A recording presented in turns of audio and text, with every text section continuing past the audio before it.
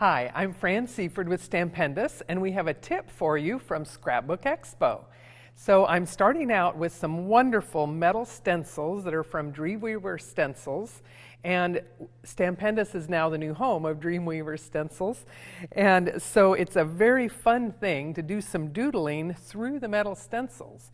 The thing that's really nice about them is they have incredible detail, and if you want to use your white marker like this on black paper, you'll find that you can really press against that metal edge and just trace all the way around the pattern and get a beautiful, very crisp design here. And I'm just tracing all the way around each compartment. And I can even push my marker against the metal edge and nothing distorts.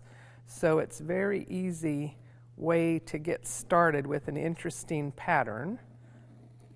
Okay, there we go. And now I'll hold this up and you can see the metal stencil there and how it looks. But now this gives us a really fun design that we can take it from here and do any combination of things. You might want to work freehand and do some patterns, but look how fun and easy it is if we take another metal stencil like this one with this pattern. I'll line it up and I can even put the first one back down on top, and that will allow me to hold it in place up to the edge of the pattern.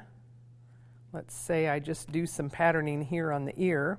Now I come back in and trace a very intricate pattern, and it's going to be exactly even and symmetrical, and it gives me a really fun effect. I'll just do a part of it there so you can see.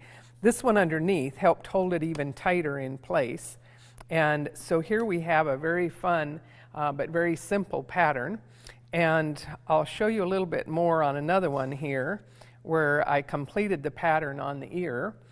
And it's just a very fun way to add patterns with any number of different stencils.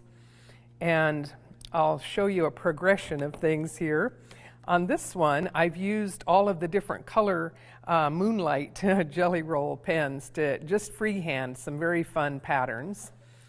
And let's see, on this one, I stenciled a bit of color through the metal stencil before continuing to do my detail patterns and things, and I just freehanded that one.